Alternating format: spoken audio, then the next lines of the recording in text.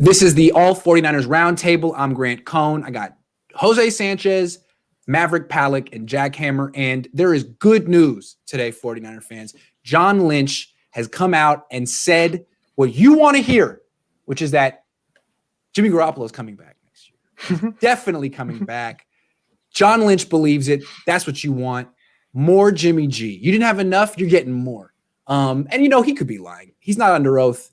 It's really his job to say this, if he believes it or not. But let's take him at face value. Let's just say he's telling the truth. If Jimmy Garoppolo does come back next year and the Niners don't extend his contract, because they haven't said that they will, what does that mean for the rest of the roster? Jack, why don't you start us off this week? Yeah, that's, when you look at it, I got a line right in the middle of my head. Oh, I do that. I make that mistake every week. All right, let's try it again. Jack, why don't you start us off this week? All right. Yeah, I mean, you could do a whole lot worse than a quarterback room that consists of Jimmy Garoppolo and a rookie that they bring in along with Josh Rosen. I think that's a quarterback room that's better than what they had in 2020 and 2019. But really the problem with keeping Garoppolo is what's going to happen to the rest of the roster. Depends. Does John Lynch and Kyle Shanahan, do they feel comfortable with keeping, Justin School as your starting left tackle? Because without Garoppolo's contract coming off the books, the 49ers really don't have money to spend. They only have about 39 guys on their roster that are currently under contract that are guys that you could expect for them, that you'd want to have on the opening day roster comes 2021. So, $20 million, you're having to take about $10 million of that for your salary, for your rookie salary cap as well. So you really don't have much money other than bringing in your own guys that you've already signed and maybe one or two cheap guys somewhere else. So keeping Garoppolo really, I think, will have a bad detriment across the rest of the roster and really kind of gut it. Keeping Garoppolo does open up the fact that they wouldn't have to spend their first-round pick on a quarterback necessarily, but it would make them have to use a first- or second-round pick on a left tackle. As Jack said, pretty much eliminates any chance of Trent Williams returning. I'm all for players going to get the money they earned, and Trent Williams is definitely deserving of top 5 left tackle money, but that won't happen with the 49ers if Jimmy Garoppolo returns. And if they choose to hold on to Jimmy Garoppolo, that's fine. I think he's still I've always been a pretty big Jimmy Garoppolo guy, at least for this channel, I would say. And comparatively. Compared to other people, I'd say I'm the more positive one on Jimmy here. But I think him returning does hurt them a little because they wouldn't probably be able to bring back Kerry Hyder. They might need Kyle Juszczyk to take a little less money. Jaquiski Tartt is pretty much gone. And so it does have a couple moving pieces, and they have to use a draft pick, I think, in the first round on a left tackle if there's one there.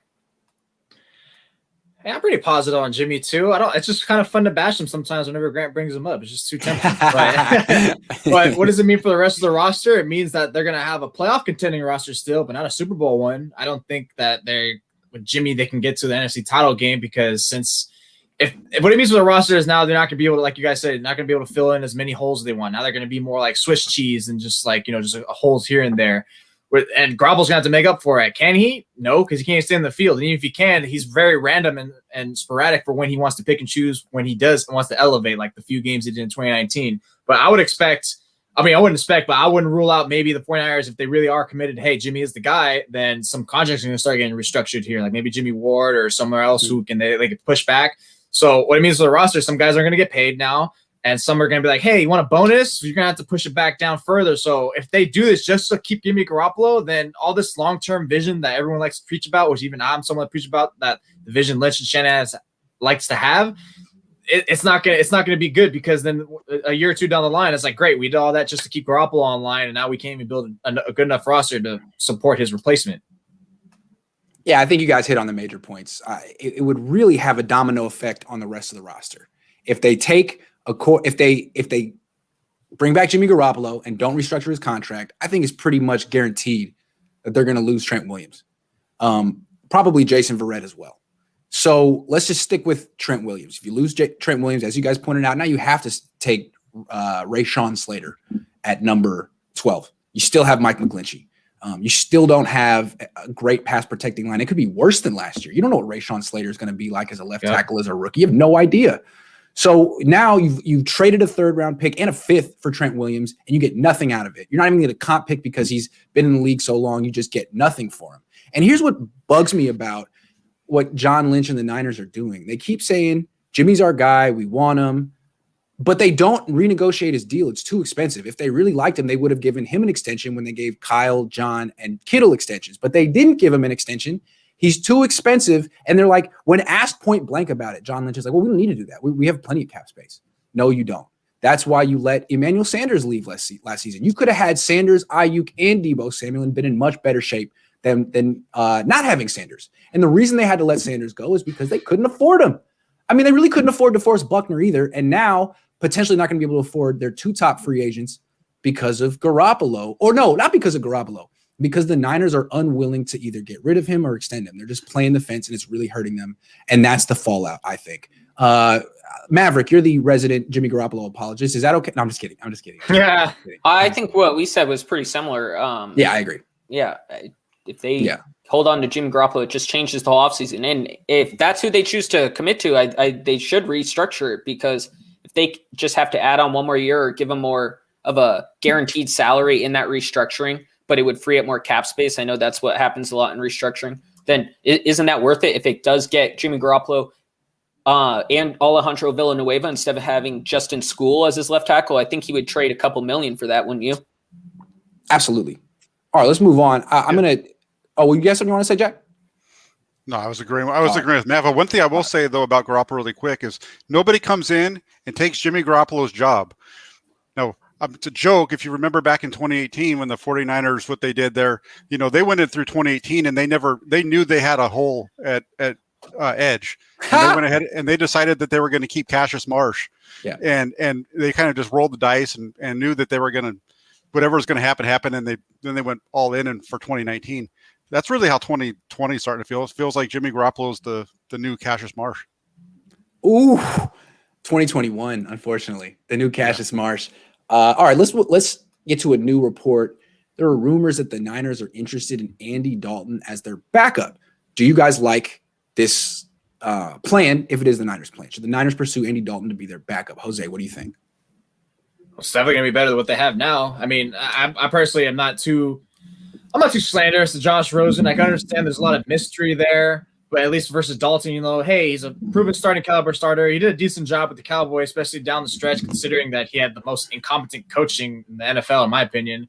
So you bring him with Kyle Shanahan, I feel like he can deliver better. And then if Jimmy Garoppolo ends up missing time, then it's, hey, we have Dalton to, step into his place, which I think it's laughable. That's like I've never ever heard of a team ever putting such a huge emphasis on a backup quarterback until I started talking 49ers last 2-3 years. So it's pretty nuts that it's such a heavy emphasis on backup. Doesn't that kind of give a little indication as the issue of starting quarterback position here? Yeah. Good point. I don't know if Andy Dalton I know the big thing with him is he was only, I think, $3 million last year, but I think that was more of a hometown discount to go back to Dallas, where if you're going to be a backup, you might as well go home to be the backup. I think it might take a little more for the 49ers to draw him over. So if it's $5 million to get Dalton, I don't know if I would do that. I'd rather go in a different direction. But if it's to have him be the starter, $5 million's a good deal. But if it's for him to back up Garoppolo or for him to back up a first-round pick, I don't know if I'd go $5 million. I'd much rather go $5 million with Fitzpatrick in that case. Mm-hmm. Oh, Jack, you're muted. What I was going to say is it's a terrible decision if you go ahead and you want to bring in Andy Dalton or any of these guys as your backup, because now you're taking a quarterback room that you're paying $25 million to Garoppolo. Now you've got a $5 million on a backup. Oh. I really think where this Andy Dalton as their backup came from was there's a couple of 49er writers who, after the Lynch news broke yesterday, started opining this in their columns, and I think somebody just picked up and said this is what the Niners are interested in doing. But yeah, no, Dalton as the backup is a bad idea. I'd rather have Dalton as a starter because that makes more sense when you're looking at what the salary cap structure would be. Yeah, I mean, I think of spending more than $30 million on your quarterback position, and all you have to show for it is Jimmy Garoppolo and Andy Dalton. No, that's not good. The other thing about it is bringing him in as a backup. I'm not sure he wouldn't be the best quarterback on the team. Jimmy Garoppolo is a bit of a gamer, and he does do better in games when he's healthy. But in practice, he's kind of rough. He doesn't execute that well. He had that day where he threw 5 picks in a row. I mean, he's had some days. So it'd be interesting to see them actually on the same practice field with Dalton as the backup. That would be very interesting. But yeah, financially it doesn't work. Also, I think Dalton could be a starter next year. I look at a team like Houston. They're going to lose Deshaun Watson, and they should replace him with Andy Dalton. Also draft a quarterback, but Andy Dalton's from Texas. He's a competent quarterback. He's really cheap. He should be the starting quarterback in Texas on the Texans next year. That's how I feel. All right, let's move on. Could the Niners move on from Fred Warner this offseason? Why or why not? Jack, what do you think? Yeah, I think it's going to be interesting to see how this plays out, because they're really in the same situation this year with Warner as they were last year with Buckner. The difference is that they don't have him on a fifth-year option, which kind of changes what his salary is. So, Buckner's salary going into last year was going to be $15 million, or I think it was 12.5 because of that fifth-year option. It's not going to be that with Warner, but you're still looking at a guy that you're going to have to pay somewhere in the neighborhood of probably $18.5 to $19 million of new money, because he's going to be getting more than the guy up in Seattle.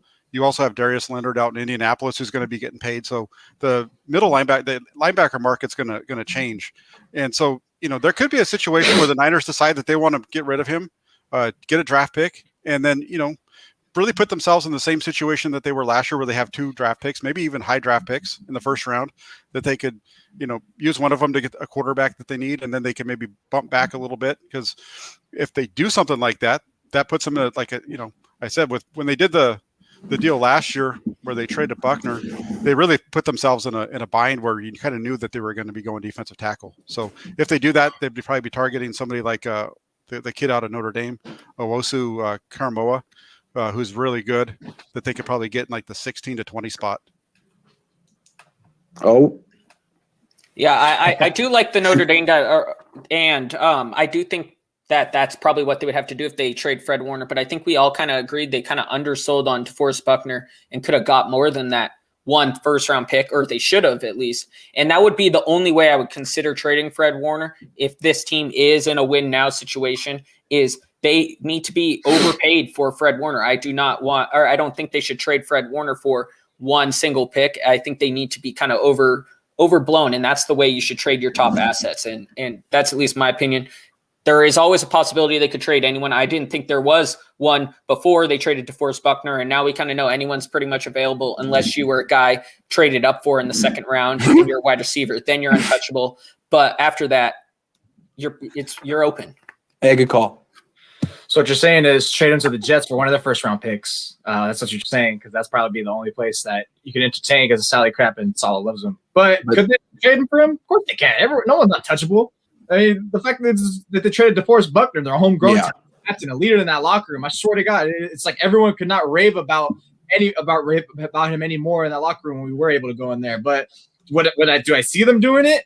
No. That's not gonna happen, because now it's like, great. Now you have a greater need. Now you pretty much just add another position need. Like you guys said, now it's kind of great. Now we're forced to draft. But wait, now we're forced to draft a left tackle, a quarterback, a corner. What are we doing here? That's way too much to take on for a team that doesn't have as many draft picks that they would like. Of course, there's some maneuvering they can do, maybe and climb up and do some type of, whatever factoring they have to do. But no, I don't see it happening. Could always happen, but you got to stay with Warner. And I think they really love him, especially because of how much the 49ers defense is predicated on impressive linebacker play. And in DeMeco Ryans' first year as defensive coordinator, you're going to take away arguably his best defensive guy. That's not really an ideal situation to step in and set him up for success next season. Yeah, that's a really good point, Jose. I mean, you swayed me on that, but I feel like the Niners could, if it does happen, and I don't know if it necessarily will happen, but it could. And if it does, the Niners will justify it the same exact way they justified the Buckner signing. They'll be like, look, we love Fred. We love Buckner. We love Fred Warner, but Buckner wanted $21 million a year. Fred Warner's going to want close to that, 18, 19, maybe 20. And I think they felt like, I'm sorry, you're just not a premium position defensive tackle. You're just not a premium position middle linebacker. I don't want to spend that much on that position. And giving all that money to you means last year they would have had to lose Eric Armstead, Jimmy Ward, multiple players. This year they could say the same thing. If we give our middle linebacker $19-20 million a year, we're definitely not going to bring back Jason Verrett or Trent Williams, who both play more important positions, left tackle, cornerback. So I'm not saying they go that route, but they could just use the same exact logic they used last year, roll it over this year and do it again. And that's why I wasn't surprised when Peter King had Fred Warner as his guy. He's floating in the Deshaun Watson trade. Like, yeah, it seems like the guy the Niners would be most comfortable moving, the expensive middle linebacker. Yeah, him over Bosa for sure. Yeah. Yeah, I just want to clarify. I see people in the comments saying that we're playing Madden and stuff, and it's not necessarily that. I don't think anyone, not to speak for everyone else, but is saying they must trade Fred Warner. But it's if they're being overblown, you have to consider everything. But like Jose said, having a first-year defensive coordinator and having the on-field leader, you would love to keep them. Yeah, you'd love to keep them. And they should keep them. But you could see them doing something like what they did last year. And if we had this conversation last year before they traded Buckner, I'm sure there'd be people in the comment section like, why are you guys trolling for attention? Like, they're never going to trade Buckner. I mean, and then they did. No one saw that coming. Honestly, I didn't read any articles in the lead up being like, don't be surprised if the Niners trade Buckner. I was freaking shocked. Just remember, they love these players so much, but at the end of the day, all these players are assets. They're all assets. So as much as you love them, it's like they got to take a step back. Like, you know what? These are my chess pieces, and I got to see how much more I can get from these guys to help make my other squad players right. Which is, like you said, that's the excuse you would use if a trade were to happen to the Jets. You love Fred Warner on I bet it would be the Jets. You love Fred Warner on a rookie deal. He's the biggest bargain on your team. But Fred Warner at $19 million a year, now you're paying a premium for a non-premium position. Yeah. Unless they really see middle linebackers. Is he worth the money? Or should the warrant for giving the 49ers stay? Should he give him that money? Premium for the leadership and the smarts and all that stuff. I mean, yeah. Yeah. It's a great point that Jose makes as far as the whole the money part and and the fact that you have guys that fans are going to love them, but and you want to give them the money for what they've done for the organization. Like I was just listening yesterday to an old manager talking about the Giants, an old GM talking about the Giants, and the San Francisco Giants. Part of the reason why they're in the position they are is because when they were winning those World Series, they just kept giving their guys contracts, and they got old, right? And then they got to the point where they weren't competitive anymore, and they still have some of those old contracts on their team. Brandon Crawford, Brandon Bell. It's like, oh my god, yep. Yeah, if you're going to go into paying a middle linebacker, $20 million a year, $18 million on an average deal, even if you backload that thing at the end of that contract, that's going to be huge money. Yep. So, you got to really be careful as you're starting to build here, because you're looking at, am I going to pay my middle linebackers $20 million? Am I going to pay my left tackle $20 million? I got a couple wide receivers that are pretty good. Quarterback making 27. Exactly. The defensive end making 18. That's the other defensive end making 17. Yeah, it's a lot. I mean, all of a sudden your team is 8 players and a bunch of 5th round picks. Yeah, that's interesting. Again, and remember, Patrick Willis never made $18 million a year.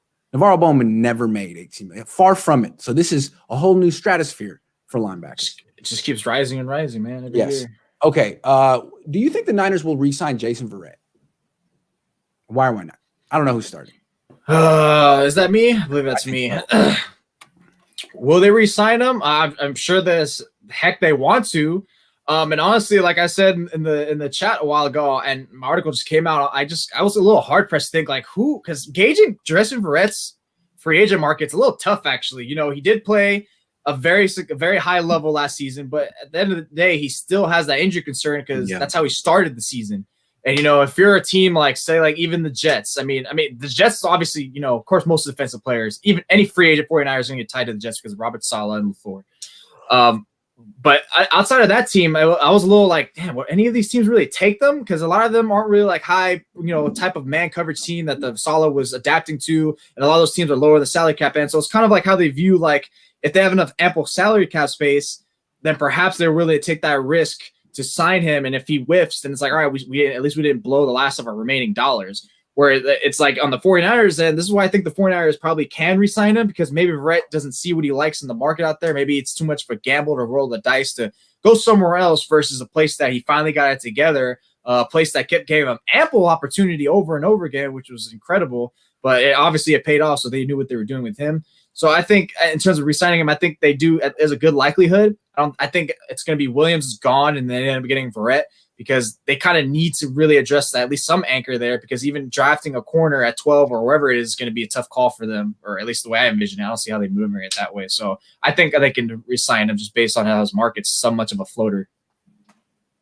I think Jason Verrett can go for the big money, because it's an interesting free agent market this offseason, obviously. But I've been looking at like past years, and the deal I think is most friendly for the 49ers and Jason Verrett is similar to Chris Harris, signed, I believe, last year, where it's 2 years, $17 million.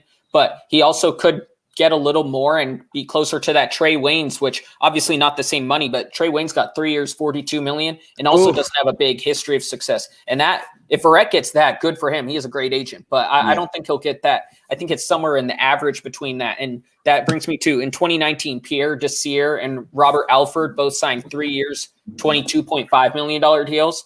And I think that's something that could get the ball rolling. And if the 49ers aren't willing to commit to Verrett for 3 years, that changes things. But a less guaranteed money, but more overall salary, I think would be beneficial to both parties.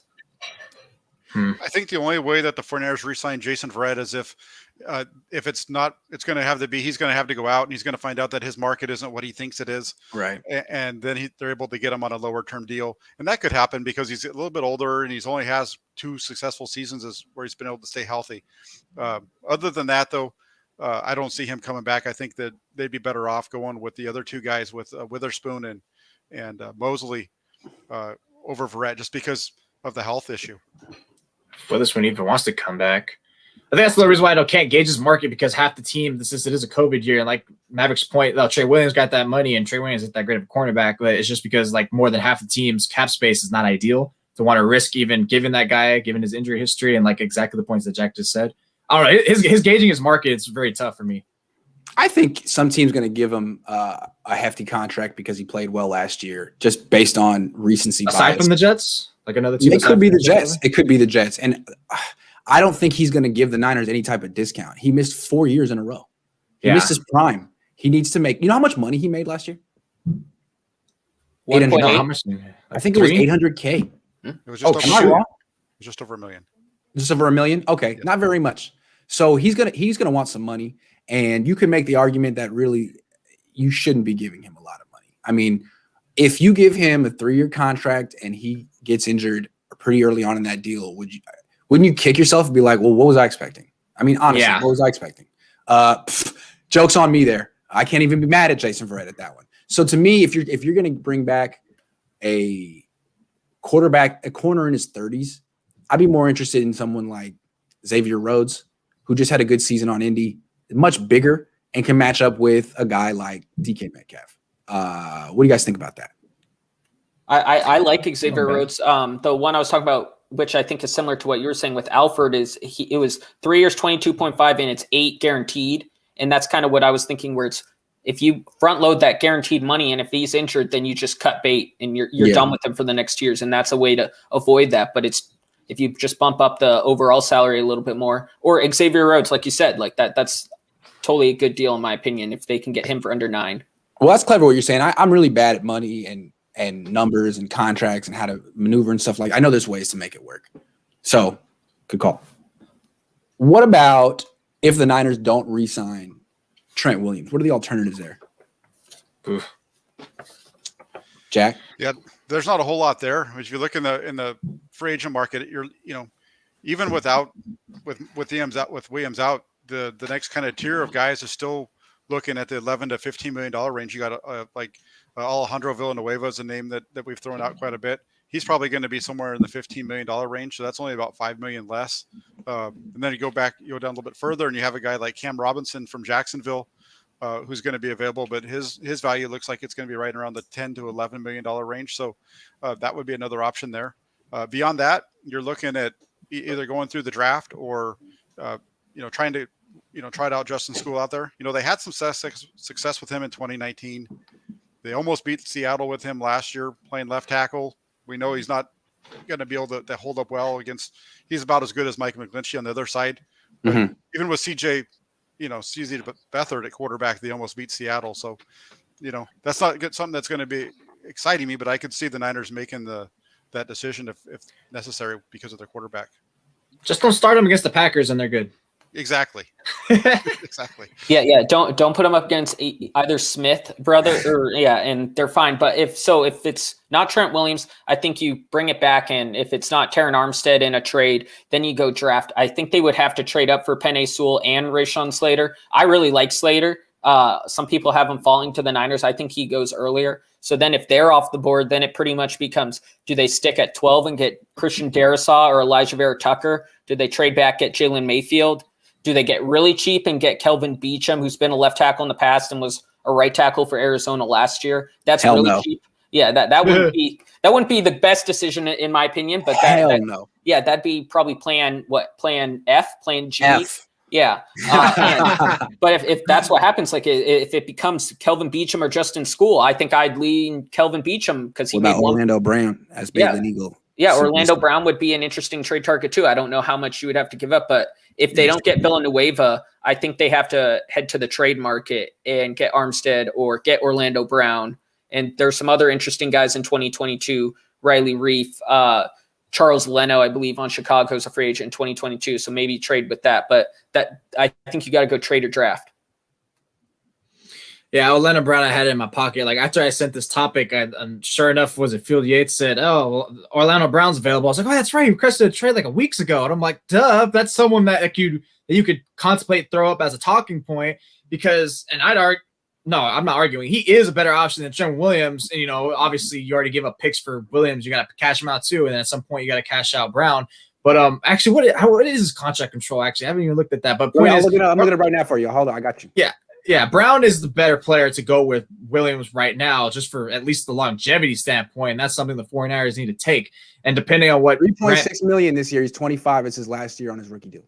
Okay, last year in his rookie, that's perfect. And of course, he's gonna demand, the Ravens are gonna demand some prices. That's the thing now.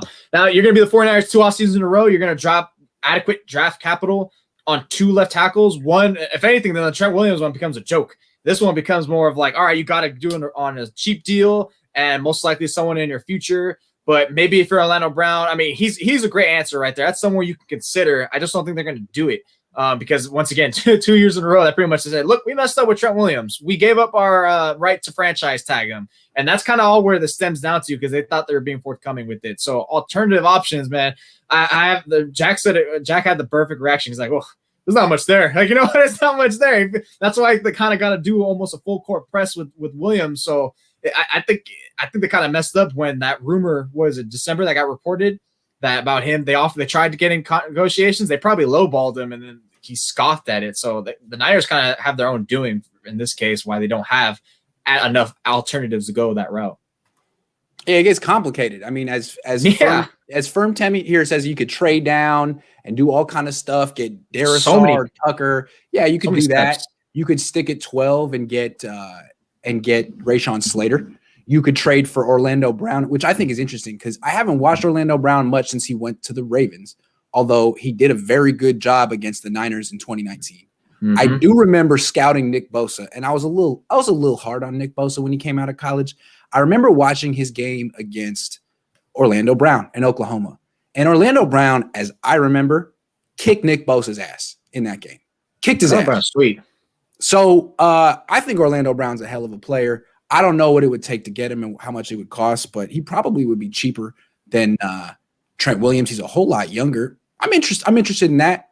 He's way younger than Alejandro Villanueva or any of these left tackles you would get in free agency. But what I keep coming back to, and I still like doing, is trading up for Penei Sewell. I think he's I think he's as sure of a thing, and Maverick, you would know better than me, but I think he's as sure of a thing as any player in this draft. I think he's one of these cinch Pro Bowl 15-year vets up there with Trevor Lawrence. And I just feel like everyone's talking about the quarterback position with the Niners, but if you don't have pass protection, it doesn't really matter who's under center, in my opinion.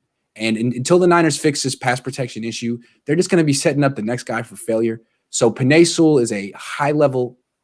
It's a swinging for the fences move. Orlando Brown is an interesting consolation. Do any of you guys have a feeling if that's realistic or would that be too expensive? Who's that? Orlando Brown? Yeah, I think it's going to be too expensive because they're going to have to give up at least their first, probably another draft pick to get him. Yeah, and he's going to be cheap this year. But the problem is you're going to be right back in the same situation again next year. You're going to have to extend them immediately once you grab them because you don't want to pull a mistake of not extending Williams like you did last year. Well, look at it this way. You could look at it like, all right, we're prepared to take Rashawn Slater at 12. Who do we like better, Rashawn Slater or 25-year-old Orlando Brown? How about that? Orlando Brown. Brown. Slater at 6'3". How long are those arms? Because exactly that's the big concern there. He's because how long unless he's got a freaky long arms, I don't see him being a guy that's going to be able to be a really good pass protector out there in the NFL against those defensive ends.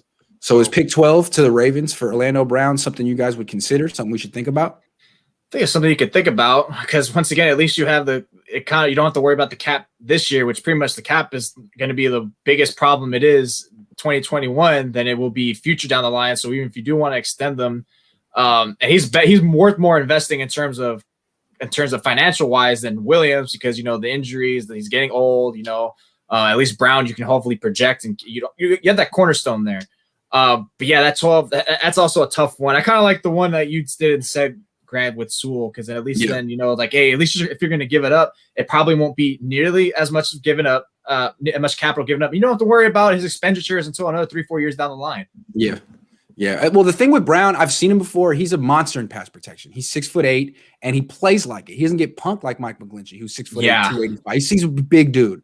Only thing he really is big. He's like 3. He lists him at 345, which to me is an issue in the outside zone. I mean, it's basically why they got rid of Trent Brown, even if that was overblown. But they felt Trent Brown was too big, fluid enough in space to execute their zone blocking stuff, which to me is like way down the list of what's important from an offensive tackle. But it's really important to Kyle Shanahan and his dad. That might be one thing. It's like that may be the one thing that turns them off, or they would prefer maybe Penei Sewell or even Rashawn Slater, someone a little smaller than a 345-pound offensive tackle. But maybe you should just recognize that pass protection is a little more important, just a little. Even if they do address offensive tackle, that left side, it's still going to be an issue with center and then guard.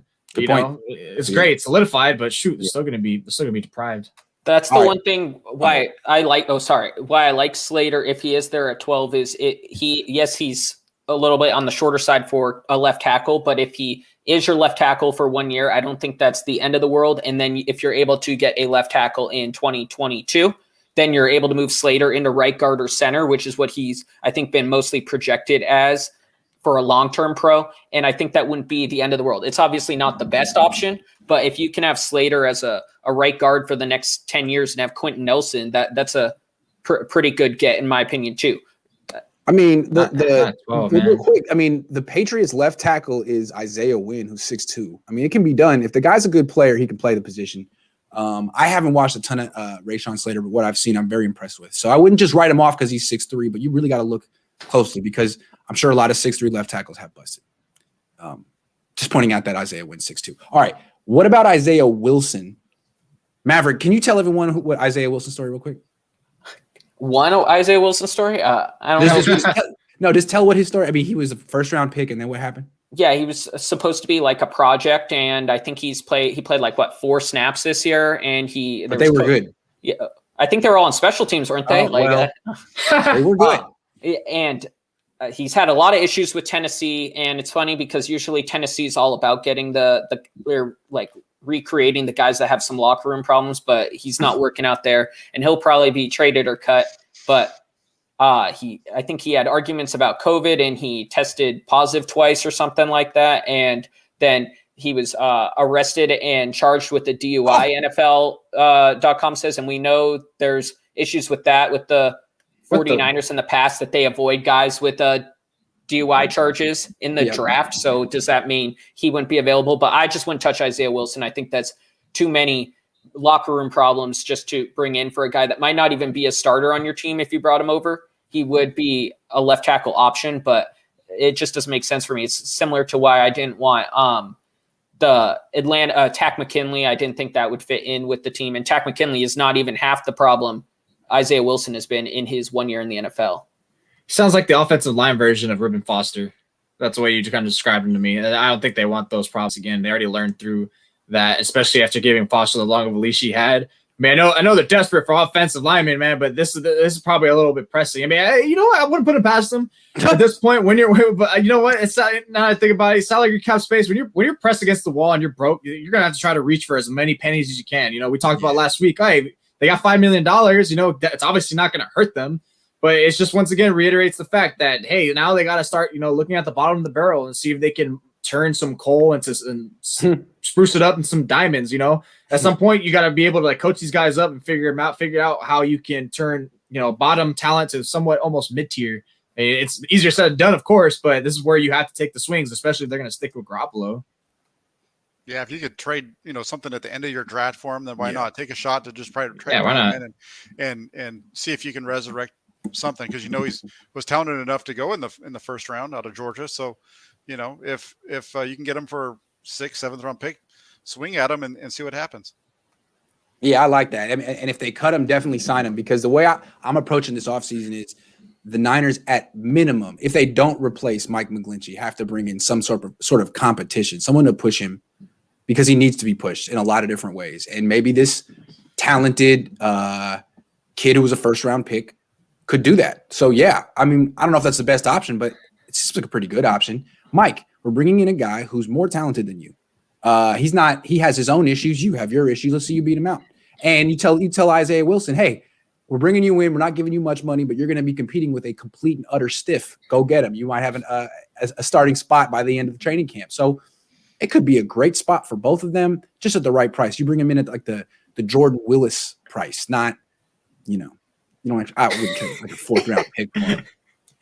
Grant, when you said someone to bring him in to push, he was getting pushed all last season. Grant, just bring DJ Reed back, bring him back to push him on the. He certainly was getting pushed. All right, let's go back to Jimmy Garoppolo real quick.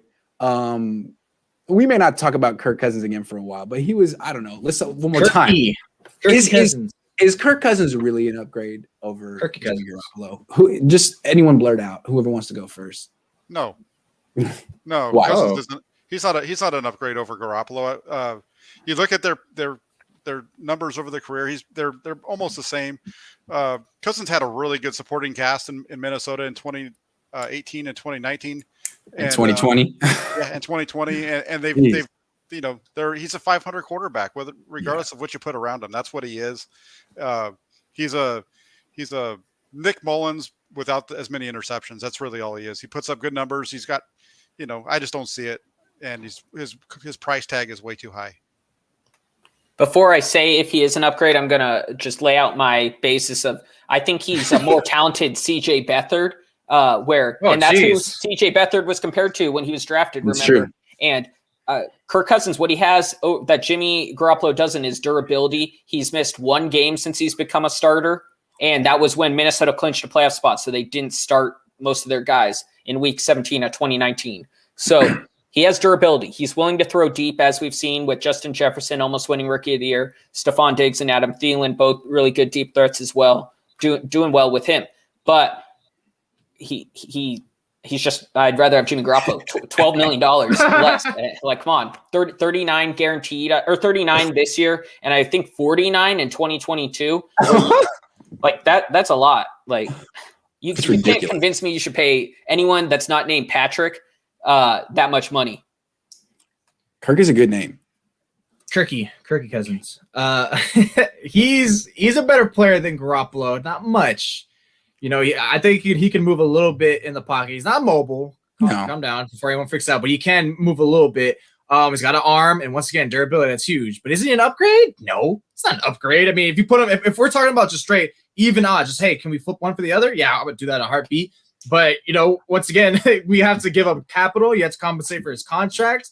And look, now we're in the same spot where we're at. Kirk Cousins doesn't necessarily elevate talent. I mean, he had Rosen and Diggs there. I mean, I know Diggs is a little bit more of a head case, but there's a reason why he wanted to leave. And look, all of a sudden he's with Allen. The dude is an all-pro wide receiver. So as much as Kirk would probably even be really good with Kyle Shanahan, I just don't think that's the upgrade you want, because once again, we're complaining about the value towards Garoppolo holding the salary cap hostage because of his contract. But now you're going to bring in a quarterback who's only slightly better, or just a bit better, and it's like it kind of feels like you're still back to square one. Like, what did you just do here, really? Yeah, I mean, he's a better deep ball. He's a stronger arm. He doesn't have the injury history. He's more durable. He executes better. He just has a better sense of where to go with the ball on a snap by snap basis. So yeah, he's a better quarterback. Until Jimmy Garoppolo proves that he's durable, any quarterback who's a starter and is durable is better than Jimmy Garoppolo. Let's just be clear. But when Jimmy's healthy and he's at his best, he and he hasn't been healthy at his best for a long time, in my opinion. But when before the ACL injury, he had a flair and an ability to improvise that Kirk Cousins really doesn't have. I mean, there's nothing improvisational about Kirk Cousins, which I think is one of the reasons people don't like him. And that he's got to, you got to have that. And he doesn't have it. And Jimmy does. That's what people liked him, especially in that Jacksonville game, rolling left, throwing across his body, that kind of thing. I mean, if the Niners got Kirk Cousins, it would be a catastrophic mistake. They got to stay very far away from Kirk Cousins. He's a loser. He's never accomplished anything when it counts. He's not a loser. He's just not a winner. But the thing about Jimmy is he's never really accomplished anything when it counts either. He had some good games in the regular season. Then when he got to the postseason, he fell apart. So he beat Kirk Cousins, though.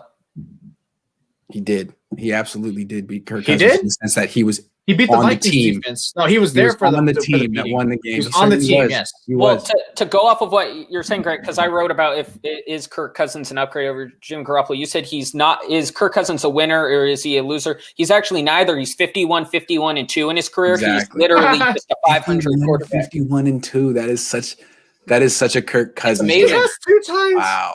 Good job, Kirk. Throwing for over 4,000 yards in every starting year, but 2019 when he also made a Pro Bowl, which is interesting. But how much money has that guy made in his life to just tread water? Amazing. What a franchise that's twice. Hold on. Okay, I got 2 more questions for you guys. Real quick. Since we're talking about Andy Dalton and Mel Kiper says the Niners should trade up for Justin Fields. Is there any market? What about Cam Newton? I mean, a lot of people try to sell me on Justin Fields, and I try to see him from their eyes, and I like him, but I keep coming back to, why don't you just get Cam Newton? If this guy can fit the Niners offense, why don't you just get Cam Newton? He's way cheaper, and you don't have to take him with the 7th or 12th pick. Is there anything there, or is his career over? His career's over. It's done, man. The guy just body just can't keep up. He doesn't look accurate, especially watching that Niner game. I remember watching that Seattle game. What was it, week 2 or 3 or something like that, Sunday night? I was like, wow. And I'm a big Cam fan, to be honest. I love rooting for this guy because so many people hate him for various reasons that can't be described and some can be described. But he's just he's just not there anymore. He doesn't have that explosion as a runner. Yeah. He doesn't have his accuracy issues bad. I know he didn't have anyone really in New England. No. There was no one really there. So I'd say if you bring him to the 49ers, he would look much better. But I feel like I'm aligned with what the 49ers want to do. If they're going to go for a quarterback, an upgrade, it has to be a true upgrade and someone that they can be around for a foreseeable future, not just for a year or two. And that's why I think, like Mel Kiper said, that if Justin Fields is coming down, that's something I can project that the 49ers would want to if he somehow falls. And that's why they haven't really been – that's why they weren't really on Matthew Stafford. So should they sign Cam Newton? Absolutely not. It's just I understand that you fit that mold, but – at some point, we got to stop signing these older players, and how much better is he than Garoppolo, that we're really considering. At least Garoppolo, they both have their accuracy issues, but at least it's just Cam just feels like a wild card. He's very inconsistent now. I love Cam a lot more than other people, I think, so that's an issue. He's the reason Oregon didn't win. That's an issue. He owned your team. Yeah. That's why I loved him. I mean, I was, 8th grade when that happened? I don't even remember, but Cam Newton – the problems with it, like you were saying, Jose, Seattle game, he was very good. And then he had a COVID issue. And after that, he was significant. Yeah, it went downhill. He was great against Seattle. But like you said, no one to throw to. Jacoby Myers was his top receiver. And I think I like Jacoby Myers, but I don't think he's a top 2 receiver on 25 teams in the NFL. And he was his only guy he could throw to for most of the season. I'm not saying Cam Newton is the MVP he used to be, but I definitely think he is a starting quarterback in this NFL at least next year. If he has a similar year to the second half of last season, then it starts becoming, is he going to retire backup conversation. But I think he should be a top 32 starter, and that's why he took a lot less money, is to go to New England and be a starter. So that's why I think it's an issue if he would come to the 49ers. I think he'd much rather go be a clear-cut starter and have less money than go make the Marcus Mariota, Ryan Tannehill route. I think he's much more into being a starting quarterback, and he's deserving of that. So if he'd rather retire or be a starter, that's up to him. But I like Cam. Well, being Jimmy Garoppolo's backup is kind of like being a starter because you're going to be playing by. Yeah, I'm just kidding. But I mean, from Cam's perspective, I think the Niners would be interesting because I don't think Cam's ever played on a team with real good playmakers ever. I mean, Auburn, who did he have? Carolina. Who did he have? Ted Ginn, I think, was his top receiver. They went to the Super and Philly Brown. So, I mean, he would benefit from the Niners. Is he the best option for the Niners? I don't know. Probably not. But if the Niners are seriously considering trading up for Justin Fields or staying at 12 and taking Trey Lance, all I would say is, guys, Cam Newton's better than them right now. And there's no guarantee that either guy will get to the Cam Newton level ever. They're both toolsy projects that need to develop.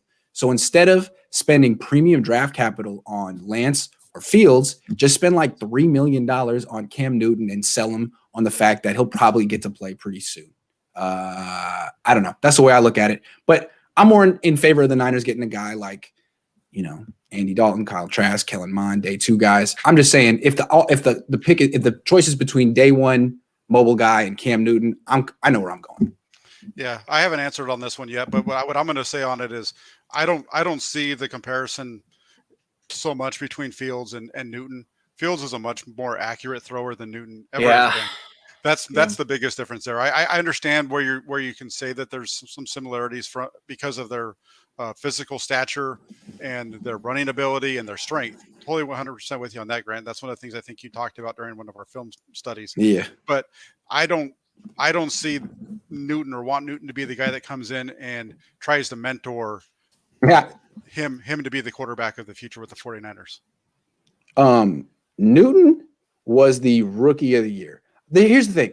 Rookie, I mean, maybe Justin Fields is more accurate than Cam Newton. But Cam Newton was pretty developed, and he hit the ground running in the NFL, and I just don't think Justin Fields will. 22 career starts coming from Ohio State. It's going to be a big change for him. And I think by year 2 or year 3, he could be an absolute stud if things go his way, the way Josh Allen is. But I don't know if he's going to tear up the league right away the way that Cam Newton did. I think even comparing Justin Fields to Cam Newton is a little rich because Cam Newton took Auburn to a freaking national title. Auburn is nothing. And Justin Fields couldn't do that with Ohio State. But I'm just saying.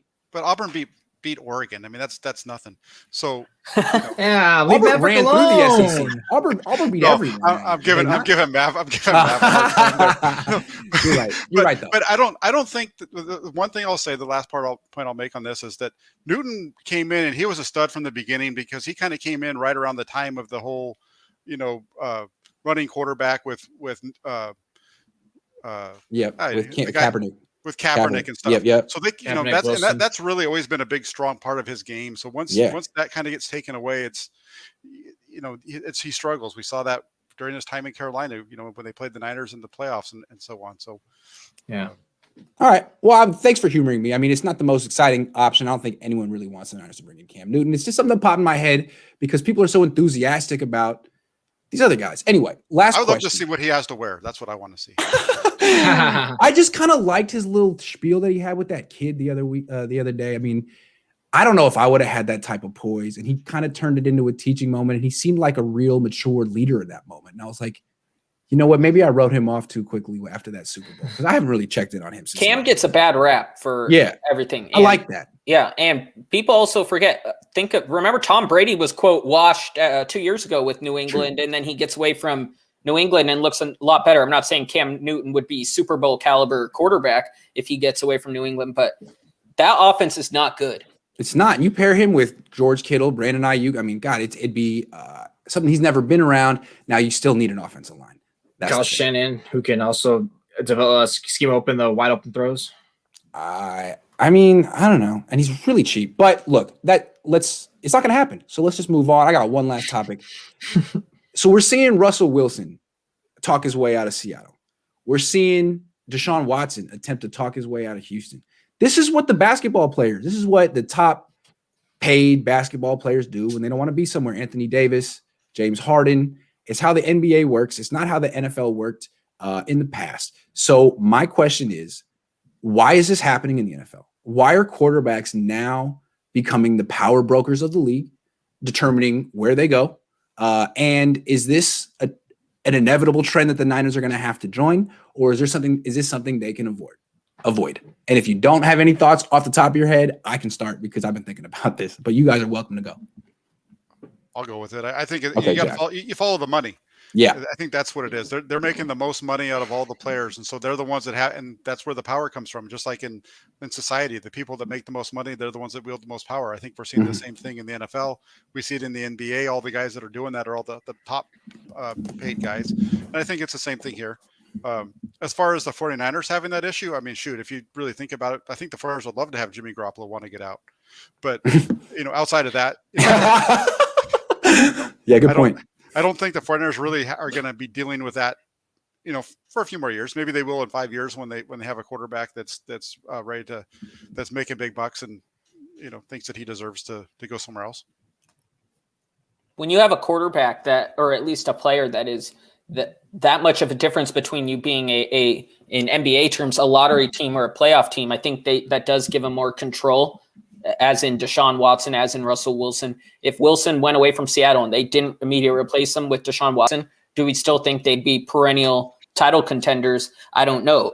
But I like the players having the power over the owners. So I'm happy. I'm okay with it. See, I think this has been happening. It just wasn't the quarterbacks. There's been plenty of players for the last, especially the last few years, who have been kicking and screaming to be let out. And I just think it's based on the name and who you are. If you have some juice, then of course the team, you're going to bend over the team whenever you want. Stephon Diggs did it. Antonio Brown did it. Now, of course, those are different. Now, of course, there's different circumstances because those guys were really locker room different, but look how everything's turning out for them now. I mean, Jamal Adams, it just kind of depends how all these players are. If you're all pro, perennial, very great player, then you pretty much can go or dictate wherever you want. Right now, the 49ers, for example, say it would be, say they sign, I don't know, Fred Warner, and then 2-3 years, he gets pissed off. He's still playing at a high all-pro level, and everything sucks for the 49ers. He definitely can go wherever he wants. Now, the 49ers will try their best to try to keep him down, but, at some point, he doesn't want to play for you. What are you going to do? Keep making him be a cancer and wasting all this time on him, and at least you can probably even get him off the book. So I think now the quarterbacks are realizing, hey, now, why don't we do this? Why don't we? Because they know that they can always get franchise tag. That's that's pretty sweet position to franchise that, given the value at this day and age. But yeah, I just think it's just taking advantage of it, and I don't think the 49ers can avoid it right now. Right now they can avoid it. Right now they can avoid it because they don't really have that type of player right now making that much, and everything's still kept together.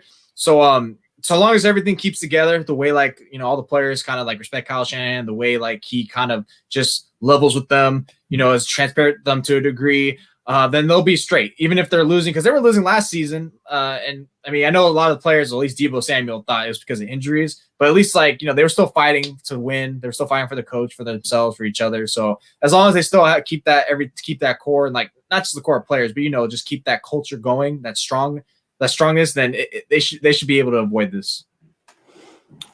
I think this is happening. You guys said it. Jack said it. It's the money thing, but it's it's not just. They've always been paid a lot of money, but the last 5-6 years, they're getting basketball contracts. They're getting 40 million, 50 million a year, and that's what basketball players get. And it's I understand why basketball players make that much. There's 5 players on the court. If one of them is LeBron James, you're going to go to the playoffs and probably go to the finals. And there's never a situation where LeBron James is on the equivalent of a 4-12 team. Deshaun Watson's really good, but football's different. He doesn't play defense. He doesn't play special teams. There's all kind of starters. And as great as he is, he just went 4-12. LeBron, it would never happen to LeBron James. Never, ever, right. ever. It's a different sport. So that's why I've been saying for every time pretty much we're on here that I think these quarterbacks are, yes, they're important, but they're not important like LeBron James. It's different. And once you start paying dudes 40, 45, 50 million, well, they're going to say, well, I want to be the GM. I want input on who, and they probably deserve it because they have the money. So that's why, can the Niners avoid that trend? Yeah. By not being the next team to spend basketball money on a quarterback. I don't think it's smart. I think I'm fully in favor of the Moneyball approach. And this is just another reason why. Once you're paying a quarterback this much money, it's his team. He does what he wants with it. And you better really trust that he has the right intentions. And Stephen Curry, that's his team on the Warriors. He knows what to do with it. He doesn't abuse his power. But are you turning your team over to a James Harden guy, or is he going to want out if he doesn't get his way? Or know. You got to really know. And I don't want to give a 25-year-old that kind of power. I just don't think. Yeah. I want to do it. Don't want to do it. Even Russell Wilson, the 32-year-old guy who's so reasonable. Now it's his team. And he's like, you know what? I'm out. I want to go to these 4 teams. Like, all right, dude. All right, James. All right, Mr. Harden. Good luck. Yeah. Moneyball approach. Another reason. Just go platoon. You have 3 or 4 quarterbacks and you just kind of throw them all up the field at once and see who gets the ball first. They compete to who gets the ball under center. You have 4. It's a new formation. 3 guys, hands under the center. It could work. Is there a rule against that? I don't think so. 2013 Northwestern, Trevor Simeon and Kane Coulter. They won like 7.5 games. Do it. Why not? I love 2 Why not? QB 7.5? 7.5 games. I'd say over, but I was just saying a number. But Oh. All right, the wheels have fallen off the round table. That's a mixed metaphor. That's how you know it's over. Thank you guys for watching. It's been a pleasure. We'll be back tomorrow with trivia and whatnot. So we'll see you then. Take care. I'm looking forward to the whatnot.